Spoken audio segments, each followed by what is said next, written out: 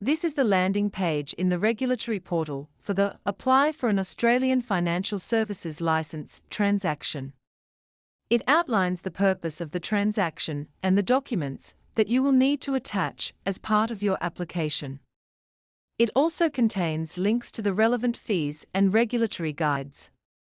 Please note the regulatory guidance for AFS applications will be updated with the launch of the new portal.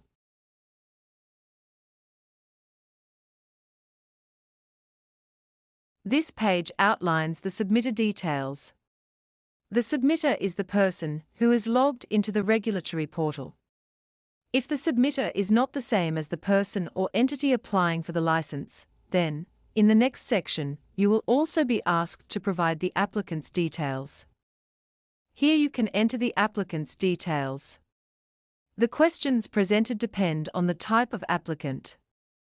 For example, if the applicant was a partnership, then questions are asked about each of the partners. If the applicant has an ACN, ARBN or ABN, this should be entered here and data will be pre-filled from ASIC's registers.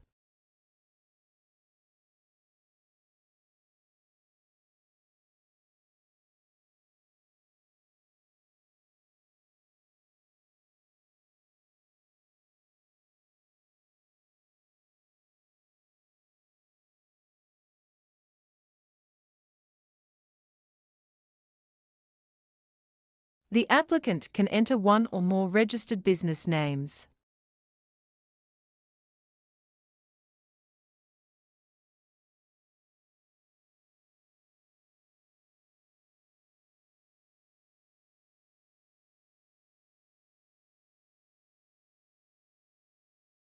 If the applicant's address is known to ASIC, it will be pre-filled. If it is not known, then the applicant's address would be provided here.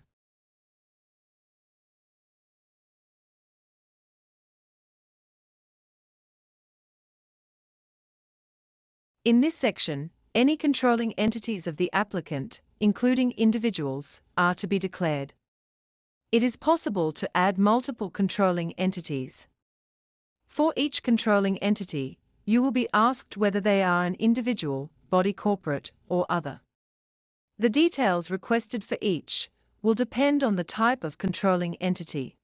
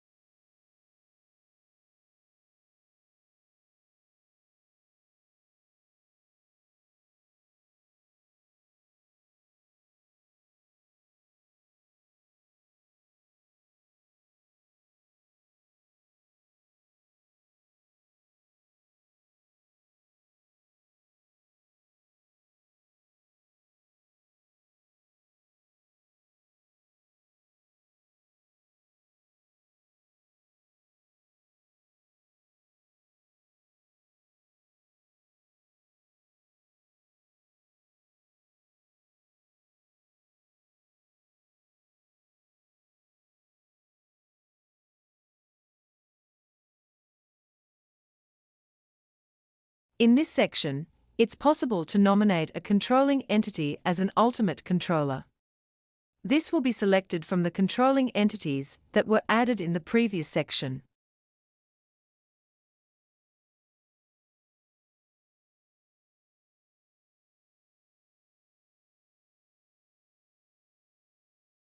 The details for each fit and proper person are to be entered in this section.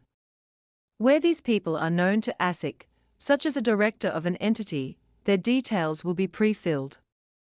For each fit and proper person, certain information is required to be provided. Even if data is pre-filled, you will need to review and edit the information for each person to ensure the data is correct and complete. A red exclamation mark indicates if information is still required for each person.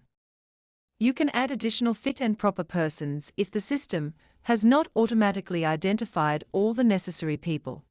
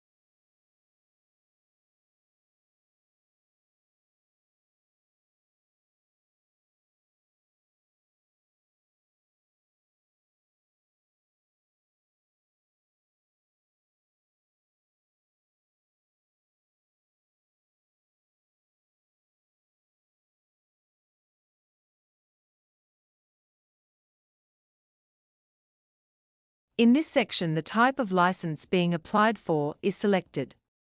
Note the callouts containing help text that appear when you hover your mouse over the icons.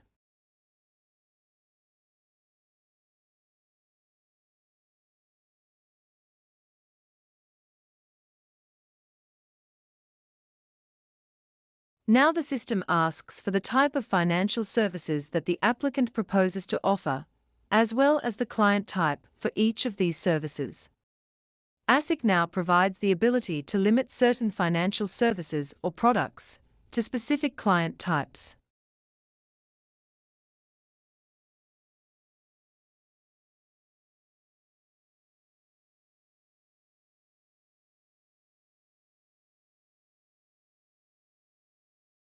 This screen has been displayed because the applicant requested authorization to provide financial advice. The required financial products for the advice authorization are to be selected. If the applicant wishes to limit advice on specific products to specific client types, this can be requested by clicking on the relevant radio button.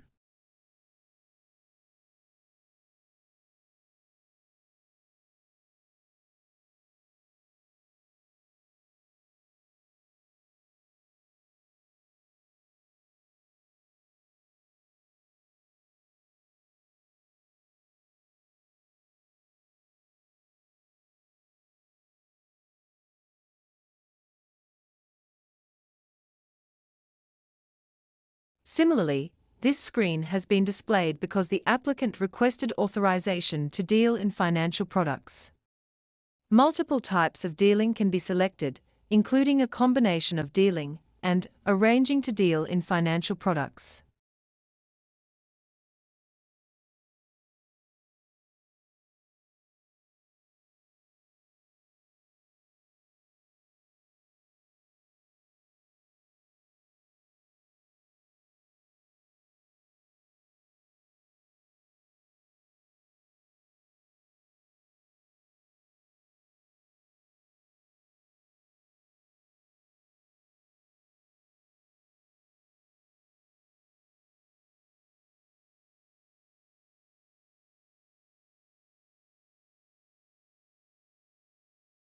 This screen has been displayed because the applicant has requested authorization to operate registered schemes. The information collected here includes the type of scheme operation being requested. Subsequent questions depend on the type of scheme operator authorization sought, but will always include the asset type to be held by the scheme.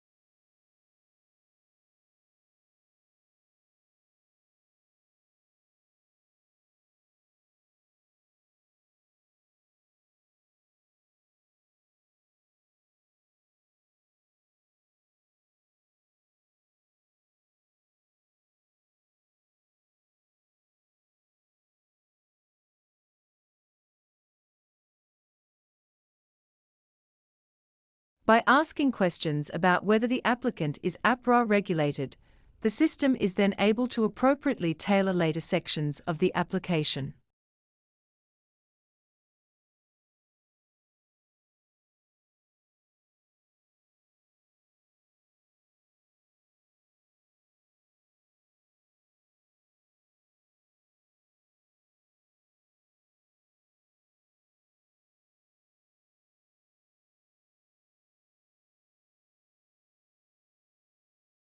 ASIC requires detailed information about the applicant's proposed business model in order to adequately assess the license application.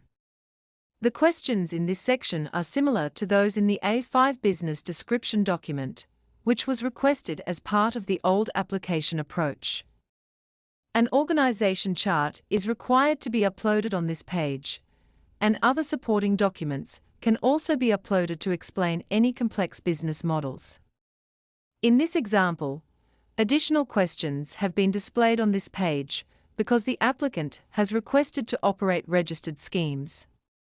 These questions only display where the relevant authorization has been selected.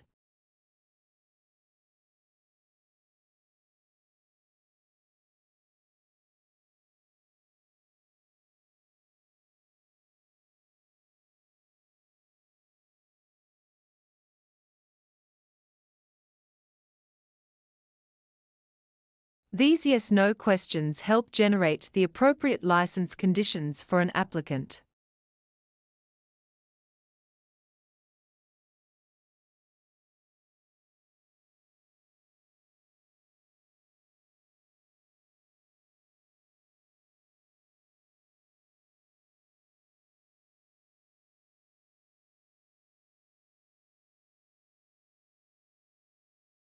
This section seeks the details of the responsible managers that the applicant will rely upon to demonstrate organizational competence.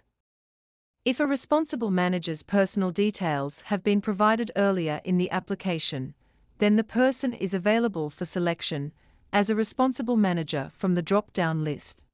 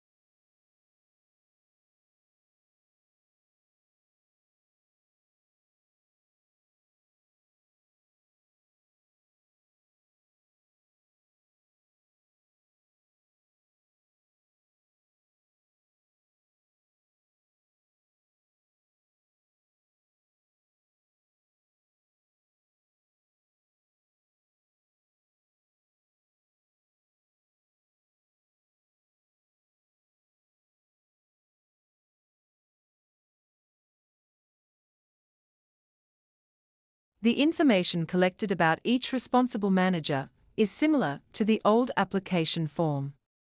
For each responsible manager, relevant qualification certificates need to be uploaded.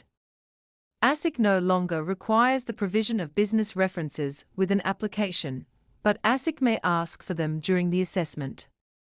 If a person nominated as a responsible manager has not already had a criminal history or statement of personal information uploaded in the transaction, those items will be requested in this section.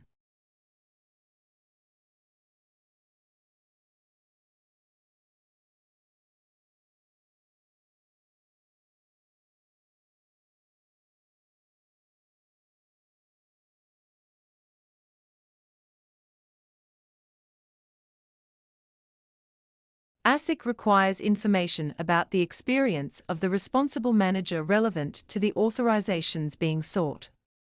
Typically, multiple roles would be provided for each responsible manager. For each role, you will be required to select which financial services and products are relevant from those sought by the applicant. Each responsible manager and role may only be relevant for some of the financial services being requested. However, in total, the responsible managers and roles should demonstrate experience across the full set of financial services being requested.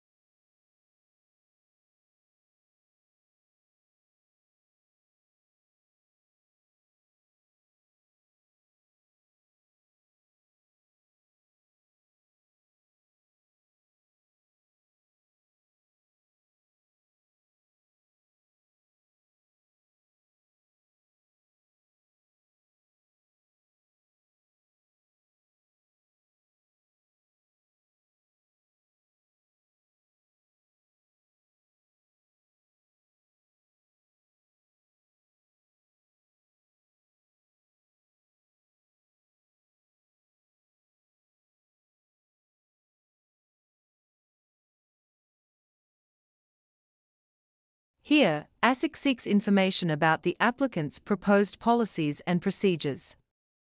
This is to ensure compliance with the general obligations that will apply to the AFS licensee if granted.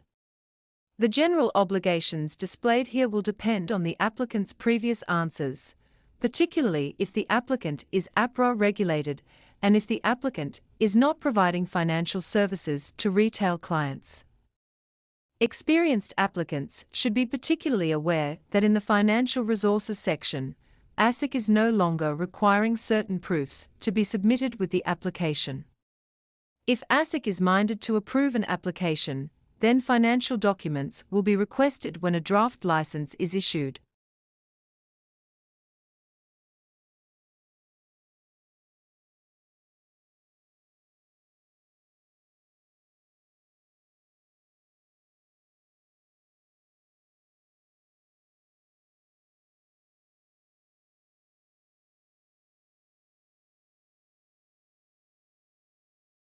The transaction dynamically adjusts each section depending on the authorizations sought and answers provided earlier in the transaction. For example, in the non-financial resources section of this transaction, an additional question is asked about dealing with responsible manager absences, because the applicant only nominated one responsible manager.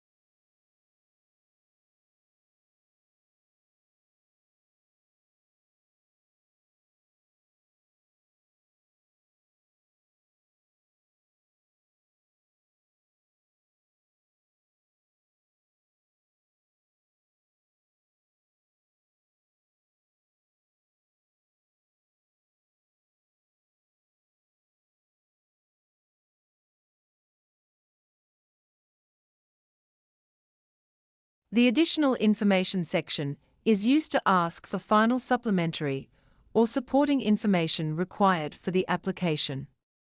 This section will only be displayed for certain authorization selections, such as to operate a registered scheme. If no further information is required, this section will not require any answers to be submitted.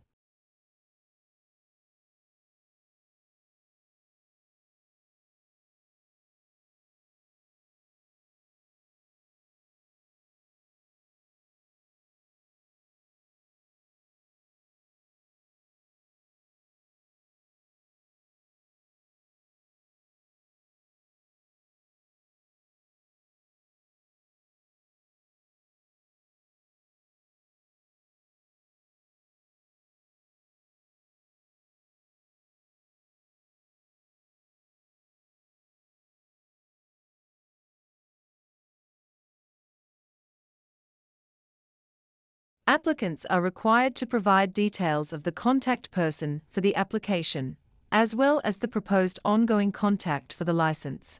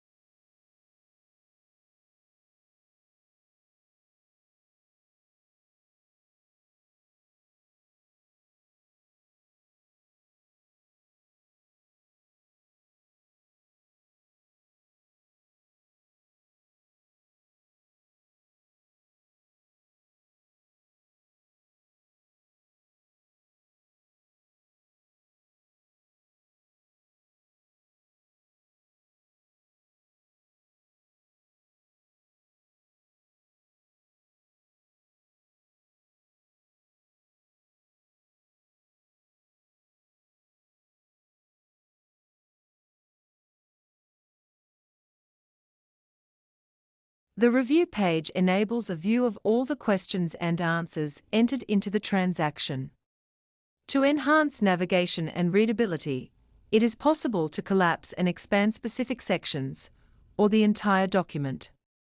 There is a print button at the bottom of the page, which when clicked, will generate a printable version of the application that can be saved and shared as necessary.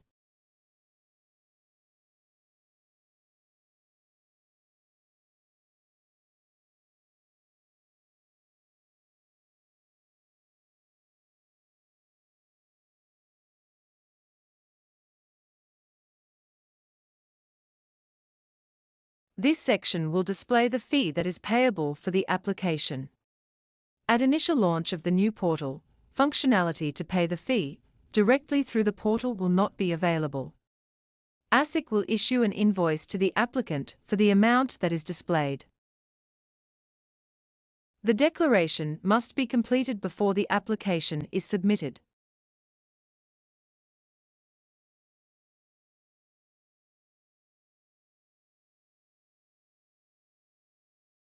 The application has now been submitted, and ASIC will initiate contact about the application in due course. With this new solution, ASIC does not need to provide file sharing information or request additional proofs before commencement of the assessment.